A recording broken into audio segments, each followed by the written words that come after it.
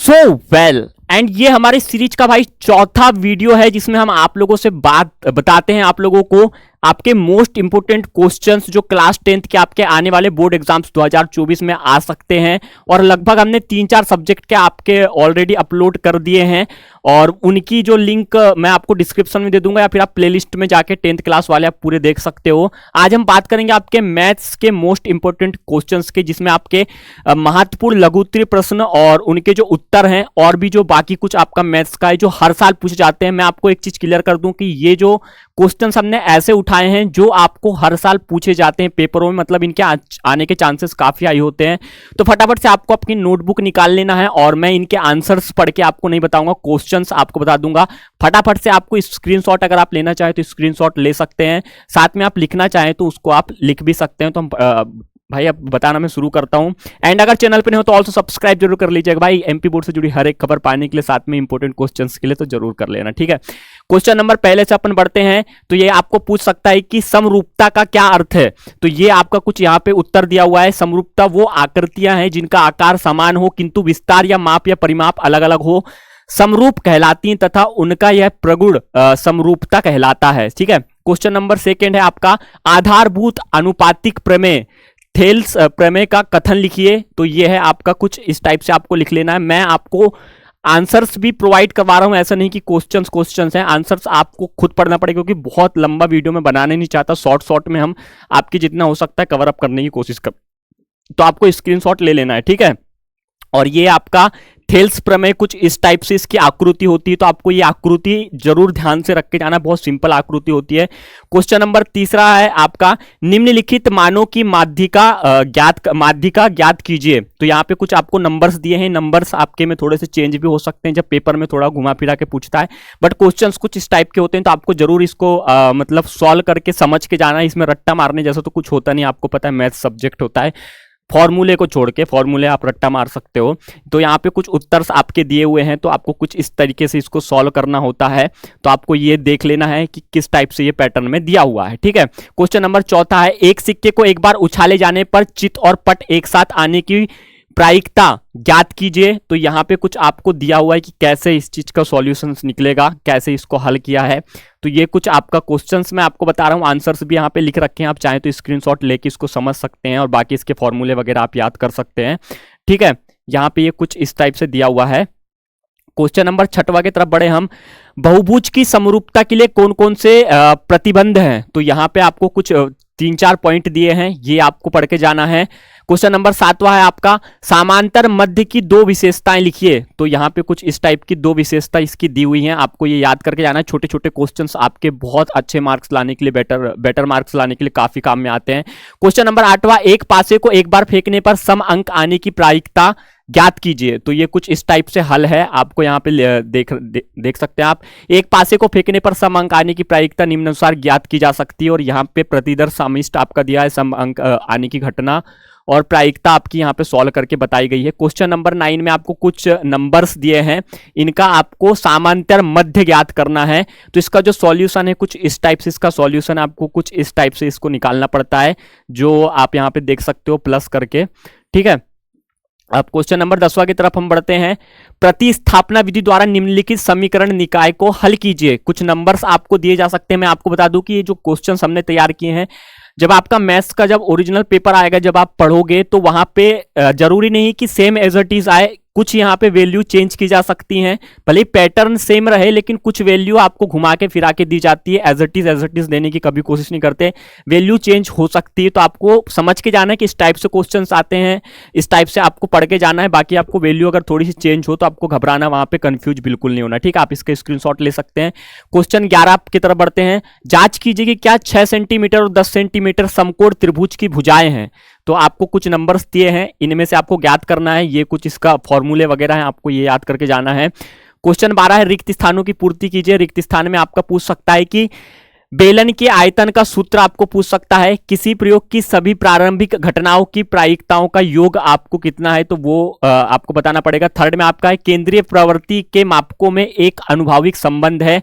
तो आपका माध्यक equal to बहुलक प्लस आपको कुछ इस टाइप से पूछेगा, मैं आंसर इसके बता रहा हूं आपको।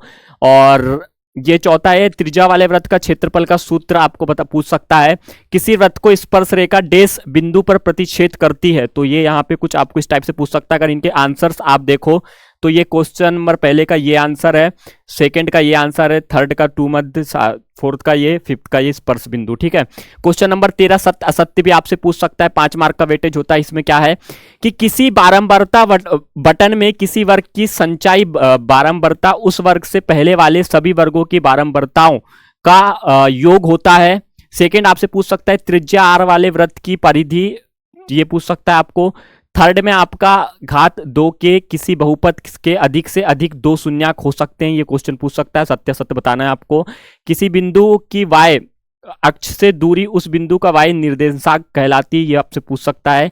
और आपसे कुछ परिमेय पूछ सकता है, संख्या देके जो चेंज भी की जा सकती है। तो इनके उत्तर कुछ इस टाइप से हैं, पहला सत्य, दूसरा भी सत्य, तीसरा भी सत्य, चौथा सत्य है, पांचवा असत्य है। ठीक है। क्वेश्चन नंबर 14 में है, एक वाक्य या शब्द में उत्तर दीजिए, ये आपसे पूछ सकता है। दृष्टि रेखा की परिभाषा लिखिए। सेकंड आपसे पूछ सकता है कि 2 4 x व y वाले रेखिक समीकरण का मानक रूप लिखिए। थर्ड में आपसे पूछ सकता है समांतर श्रेणी का व्यापक रूप लिखिए। फोर्थ में आपसे पूछ सकता है द्विघात समीकरण, ये जो कुछ वैल्यू दी है आपको, वित्तीकरण ज्ञात करने का सूत्र लिखने के लिए बोल सकता है आपको। और कुछ पांचवें में आपको ये द्विघात समीकरण पूछ सकता है। इसके जो उत्तर हैं आप यहाँ पे ये देख सकते हो। दृष्टि रेखा हमारी आंखों के वस्तु को जोड़ने वाली रेखा दृष्टि रेखा कहलाती है, और ये इस टाइप से इसके आंसर्स हैं। ठीक है। क्वेश्चन नंबर 15 की तरफ बढ़े हम। संख्या 12, 15 और 21 का अभाज्य गुणनखंड विधि से HCF एंड LCM ज्ञात कीजिए, ये आपको पूछ सकता है। तो इसको कुछ इस टाइप से आपको सॉल्व करना है। ये आपको भाई देखो मैथ्स जैसे सब्जेक्ट में अगर आप रटने की कोशिश करोगे तो नहीं होगा। यहाँ पे भाई पूरा की पूरा आपको फॉर्मूले वगैरह याद अच्छे से करके जाना है। क्वेश्चंस तो मैं आपको बता दे रहा हूँ किस टाइप से क्वेश्चंस पूछे जाते हैं, बाकी आगे आपको अपने माइंड से इन्हें सॉल्व करके देखना है, क्योंकि मैथ्स बहुत हार्ड सब्जेक्ट है कई बच्चों के लिए, कई के लिए तो भाई ईजी हो जाता है। क्वेश्चन 16, बिना लंबी विभाजन प्रक्रिया किए बताइए कि परिमेय संख्या 35/50 मतलब 50 का दशमलव प्रसार सात है या शांत है या अशांत आवर्ती है। तो यहाँ पे कुछ इस टाइप से फॉर्मूले लगा के आपको लिखना है। और बाकी ये जो लाइन है, ये जो आपको दिया हुआ है कि हम जानते हैं कि प्रत्येक परिमेय संख्या जिसका दशमलव प्रसार शांत है को, और ये जो सॉल्यूशन दिया है आपको बराबर ऐसे ही इनमें लिखोगे तो आपका थोड़ा सा देखने में भी अच्छा लगता है। क्योंकि कई बच्चे क्या करते हैं कि सीधे क्वेश्चंस दिया उसके वहां पे वो सॉल्व करना शुरू कर देते हैं, लेकिन आपको लिखना चाहिए कि हम जानते हैं, ऐसा हो सकता है, यहाँ पे ये है, हम इस फॉर्मूले का, इससे लिखने से थोड़ा सा आपका मतलब प्रॉपर दिखता है कि आपने किस किस पद्धति से उसे सॉल्व किया है।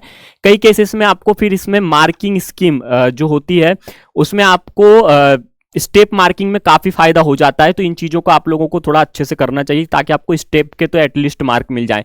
क्वेश्चन 17, किसी को किसी बहुपद px के लिए y इक्वल टू px का ग्राफ नीचे आकृति में दिया है। यहाँ पे कुछ आकृति दिया है, इसका आपको शून्यकों की संख्या को ज्ञात करना है। तो ये कुछ आकृति दिया है, कुछ इस टाइप से आपको सॉल्व करना है कि क्या इसकी संख्या हो सकती है। क्वेश्चन 18 है, बिंदुओं और ये कुछ आपके नंबर दिए हैं 36, 15, 0 और के बीच की दूरी आपको ज्ञात करना है। तो कुछ इस टाइप से कोष्टक में आपको दिया जा सकता है। तो इनको आपको पढ़ के और अच्छे से याद मतलब अच्छे से समझ के जाना है, याद तो आपको बहुत कम करने को मिलेगा। ये कुछ दिया है। क्वेश्चन नंबर 19, 20 बल्बों के एक समूह में 4 बल्ब खराब हैं। इस समूह में से एक बल्ब यदि अच्छा निकल जाता है, वो लिखने में थोड़ी मिस्टेक हो गई, यदि अच्छा निकल जाता है तो इसकी क्या प्रायिकता है कि वह बल्ब खराब है। तो ये थोड़ा सा आपको इस टाइप से कुछ सॉल्व करके जाना है। क्वेश्चन 20, एक पासे को एक बार फेंका जाता है, एक विषम संख्या प्राप्त करने की प्रायिकता ज्ञात कीजिए। तो ये कुछ आपके फॉर्मूले वगैरह दिए हैं जिन्हें आपको पढ़ के जाना है। विषम संख्या जो है उससे आपको निकालना है। क्वेश्चन 21, यदि ये क्वेश्चन को आपको सिद्ध करना है। भाई देखो वैल्यू यहाँ पे जो होती है, वैल्यू बहुत इंपॉर्टेंट होती है। एज इट इज वैल्यू आपको नहीं दी जाएगी, एज इट इज वैल्यू के अलावा भी आपको कुछ दिया जा सकता है। जैसे यहाँ पे आपका कुछ कोड दिया है 90 सेल्सियस का, ये आपका चेंज करके दे सकता है 180, 120, तो वो आपको अपने हिसाब से करना पड़ेगा। ये एक एग्जाम्पल टाइप के लिए आपके लिए ठीक हो सकता है कि इस टाइप के क्वेश्चंस आपके पूछते हैं। ठीक है। ये कुछ आकृति दी है क्वेश्चन नंबर 22 में कि आपको बाह्य बिंदु से वृत्त पर खींची गई स्पर्श रेखाओं की लंबाइयां बराबर ही होती हैं। तो ये आपको कुछ बताना है। तो ये इस टाइप से आपको बना दिया और इसमें आपको बताना है कि माना कि वो केंद्र वाला एक वृत्त है, माना कि इस वृत्त के बाहर के बिंदु P है, जिससे आपको इसका मतलब देख के बताना है कि किस टाइप से किया गया है। तो ये क्वेश्चंस, ऐसे वाले क्वेश्चंस आपके में बहुत बार पूछे जाते हैं, तो इन्हें आपको जरूर याद करना है। इसका कैसे कैसे आपको निकालना है, क्या क्या चीज़ें करनी है, ये आपके पास में होना चाहिए। मतलब क्वेश्चंस आपके पास में अगर हैं तो आपको इस टाइप के क्वेश्चंस पूछे जा सकते हैं, पढ़ना जरूर है इनको, ठीक है। पढ़ना नहीं है, समझ के जाना है, ताकि आपको वहां लिखने में आसानी हो। पढ़ के याद करके जाओगे भाई, कोई मतलब नहीं रहेगा। क्वेश्चन नंबर 23, दो वृत्तों की त्रिज्याएं क्रमशः 19 सेंटीमीटर और 9 सेंटीमीटर है। उस वृत्त की त्रिज्या ज्ञात कीजिए जिसकी परिधि इन दोनों वृत्तों की परिधियों के योग के बराबर है। तो ये आपको कुछ सॉल्यूशन दिया है, तो आपको कुछ ये वाला स्क्रीनशॉट ले लेना है और यहाँ से भी आप ले सकते हैं। बाकी आप यहाँ से देख सकते हैं किस टाइप से इसको सॉल्व किया गया है। क्वेश्चन नंबर 24 है, 10 सेंटीमीटर त्रिज्या वाले एक वृत्त की कोई जीवा केंद्र पर एक समकोण आंतरिक करतीय संगत लघुवृत्त खंड का क्षेत्रफल ज्ञात कीजिए। तो ये कुछ इस टाइप से इसका क्षेत्रफल निकाला गया है, तो आपको देख लेना, ठीक है। क्वेश्चन नंबर 25, सिद्ध कीजिए कि एक मिनट, ये थोड़ा सा मिसप्रिंट है। क्वेश्चन नंबर 25वां, तो आप ये 24 भी करोगे तो थोड़ा सा आपको ठीक रहेगा। बाकी 25 और बाकी इसके और भी ज़्यादा जो क्वेश्चंस हैं, ये चैप्टर वाइज क्वेश्चंस हैं आपके, जो आने के चांसेस होते हैं, कई में वैल्यू चेंज हो सकती है। बाकी जो 25 नंबर का क्वेश्चन है वो थोड़ा सा मिसप्रिंट होगा, इसलिए आप 24 नंबर जो है ये क्वेश्चंस भी आपको करके जाना है। ये मोस्ट इंपॉर्टेंट क्वेश्चंस की श्रेणी में आते हैं और चैप्टर वाइज आपके पूछे जा सकते हैं, जिसमें पूरा की पूरा मैथ्स का इसमें आपका एक वाक्य में उत्तर लिखिए, सत्य सत्य जोड़ी से लेके सब कुछ आपको मिल जाएगी। तो फिलहाल के लिए सिर्फ इतना था। और भी कोई सब्जेक्ट के आपको चाहिए होंगे तो प्लेलिस्ट में दिया हुआ है, आप वहां से जाके विजिट कर सकते हैं। इसकी टेलीग्राम में मैं आपको पीडीएफ प्रोवाइड करवा दूंगा, आप वहां पे से जाके डायरेक्टली ले सकते हो। टेलीग्राम की लिंक भी हमारे डिस्क्रिप्शन में है।